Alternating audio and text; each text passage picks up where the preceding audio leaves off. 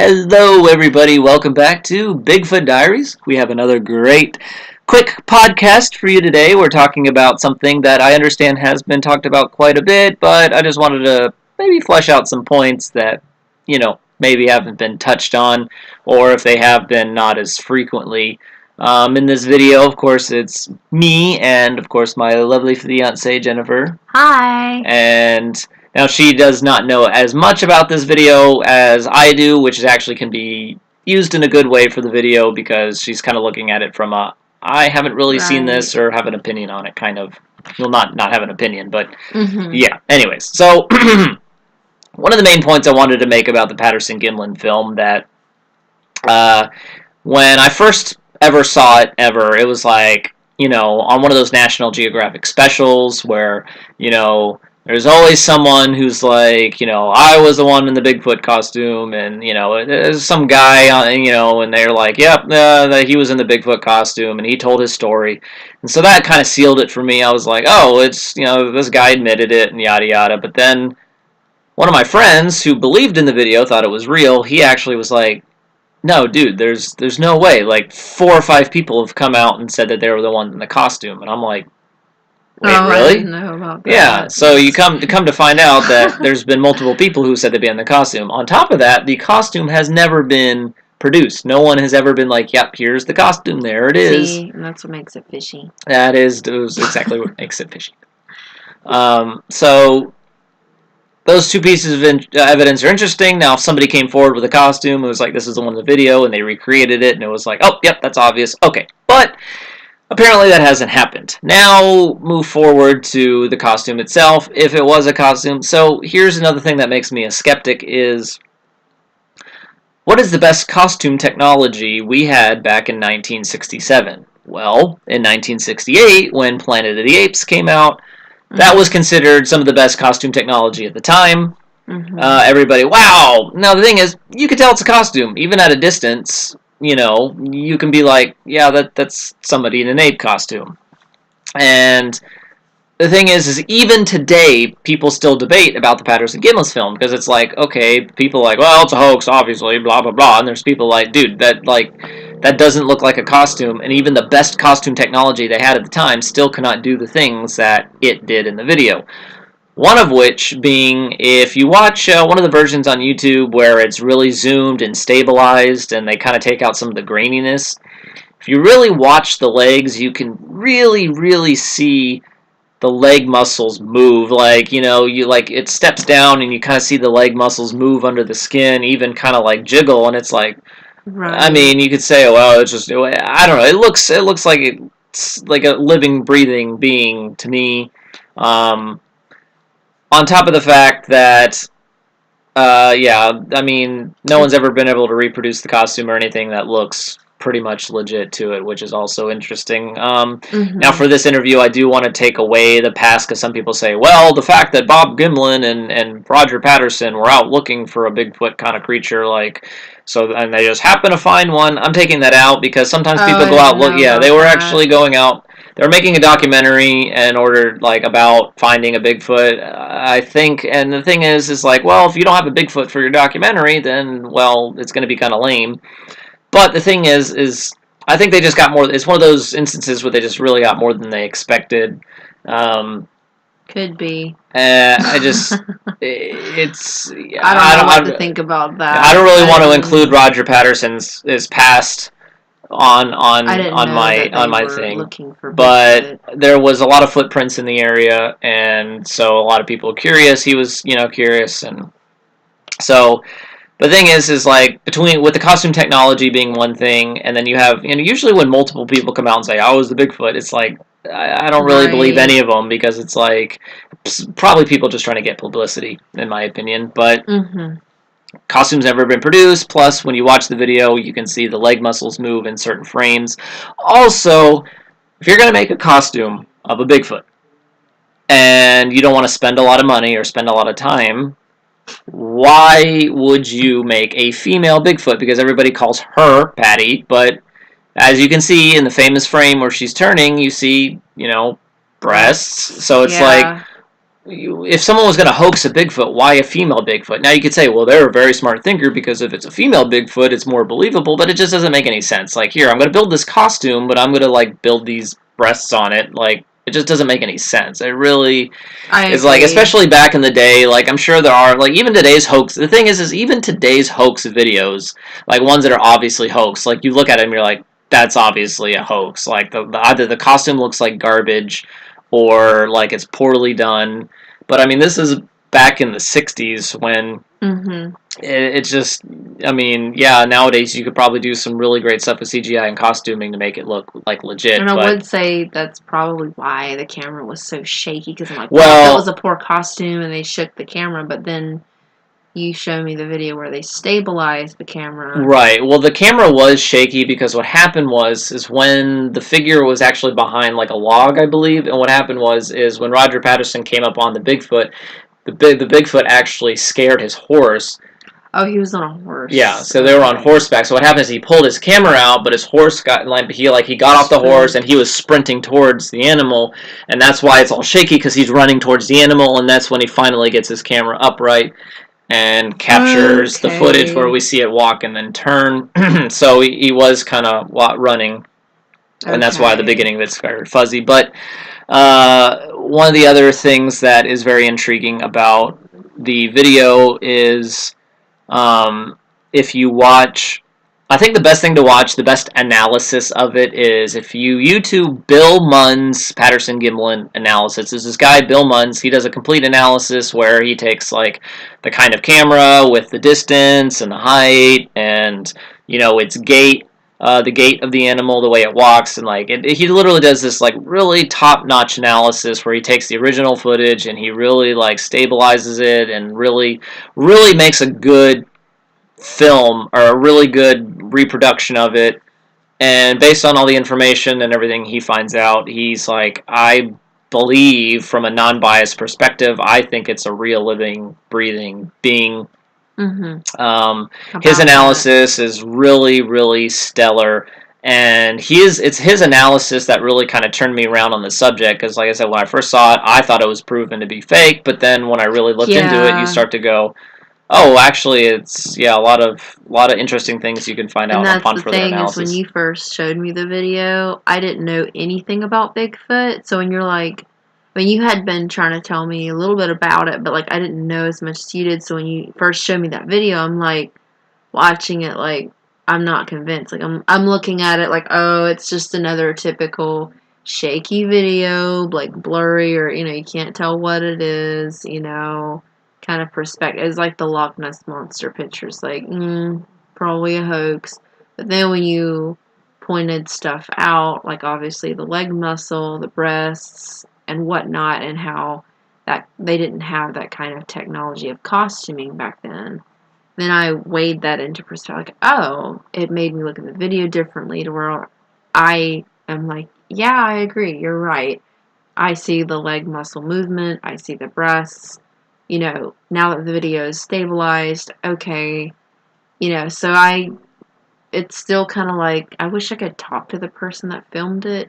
Right. But now, Roger Patterson, the one who filmed it, he is since deceased, but Bob... Are they both dead? No, Bob, yes. Okay. So the other man, Bob Gimlin, he's actually still alive, and he's at?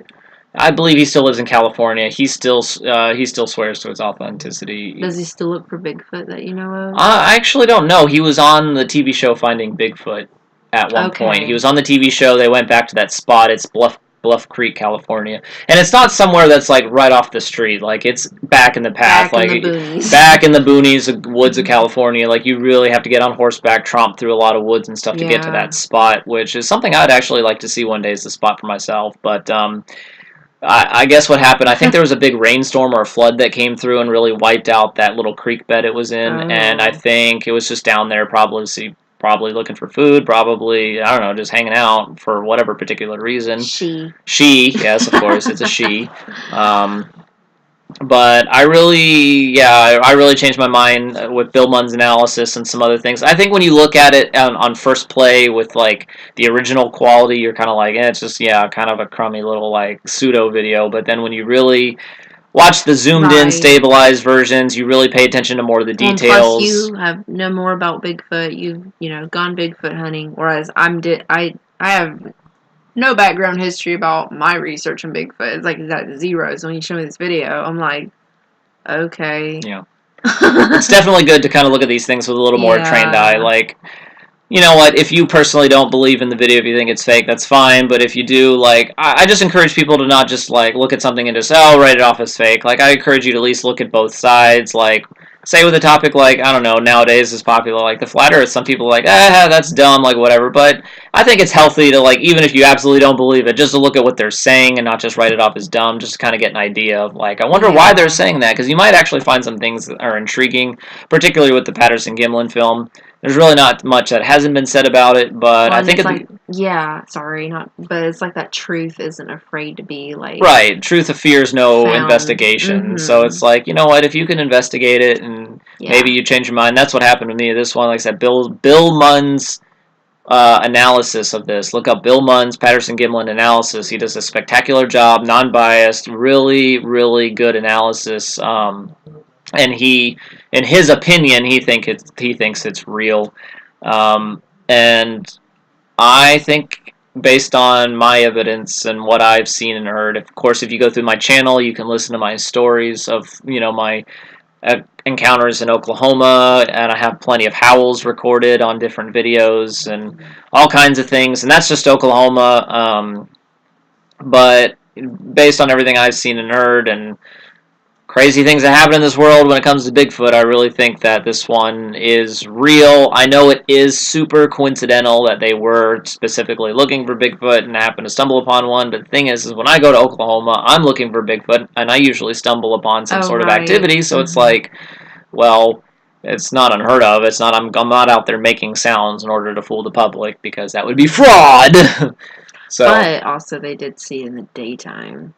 Right, which is extremely rare. There are other daytime sightings videos on YouTube. They're just usually not as up close and usually not as clear. Now, there is another person on YouTube. I don't remember the channel name. It's like Icelandic Bigfoot or something like that. But he claims to go into Canada and have, like, up close, like, legit video of Sasquatch. I think I've shown it to you before, where it's like that. It's like in the trees and there's that face, and some people are like, it looks fake, it looks robotic, but it's like people are like, well, a Bigfoot knows how to be still and blend in with nature, so you can't see it. So of course they're going to look like that. It's really, if you look, I want to say it's Icelandic Bigfoot, something like that, but it's this guy who works up in the Rockies, or the Canadian Rockies, and he claims to have, like, real footage, and there's some clips on his YouTube channel. A lot of it's like him talking. He's like a master tracker, this, that. He says he's tracked him down. He's gotten some footage in the day, which is rare.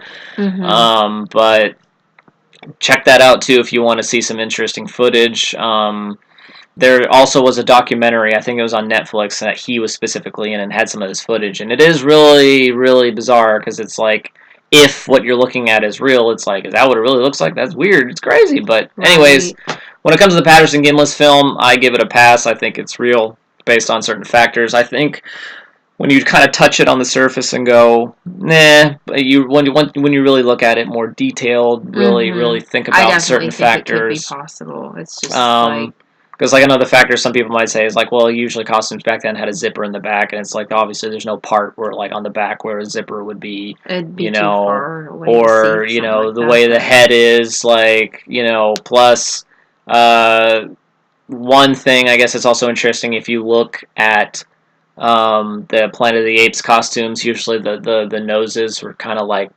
smushed upwards, and I think this is just kind of a random detail, but somebody said, like, oh, the way Patty's nose is, it's like basically like kind of like ours in a way, more human-like, because I don't know, I wanted to say it was like a biological trait where, usually animals that have more of like a smush nose upwards, like if they were to swim across bodies of water, like, the water would get in their nose, but, like, us, like, if you're swimming straight, like, water doesn't go up your nose because our noses are, like, pointing down, just saying that maybe this animal has more in common with us than, like, say, an ape because of that facial feature.